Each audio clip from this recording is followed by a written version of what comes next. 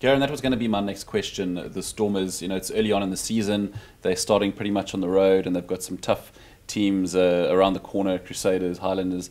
How do you see this team faring? Because they generally do quite well, often making the playoffs thereabouts. The last time it was Super Rugby, as we know, as a 15-team competition, the Stormers actually won the South African Conference. But after 2 games this year, I can't see that happening again.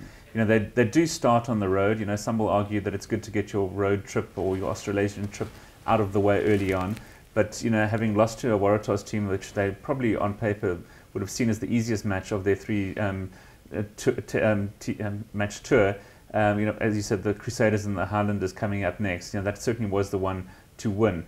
But, there just seem to be too many players missing, a little bit of indiscipline. The backline, I think, is going to be the weak link. The forwards, when they're all fit, I think are a match for any other team in the tournament.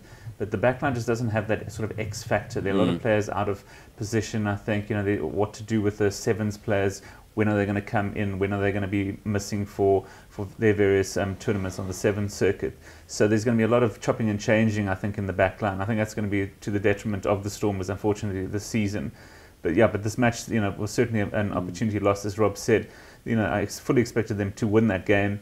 And when they were down against 14 men for large parts, they certainly let it slip there. Unfortunately, they've got a little depth issue at hooker at the moment. And it was Dean Muir who came in. He missed his line-out jumpers, conceded a tight head in the dying seconds, and that ultimately led to the Waratahs sneaking the win. So, things don't get easier, obviously, against the Crusaders team, which were a team that looked really good in their first match this weekend. And I expect the Stormers to go down there, and then the Highlanders won as well this weekend. So, it's going to be 2 tough matches, and then they come back and they play the Blues.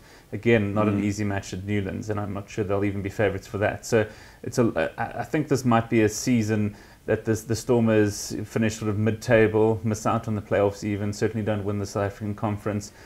With the Bulls, who I think most pundits saw as the weakest South African team, they obviously won, as we talked about. So, they're going to be another challenger for the title, and I think it's going to be sort of duked out by the other 3 rather than the Stormers this season.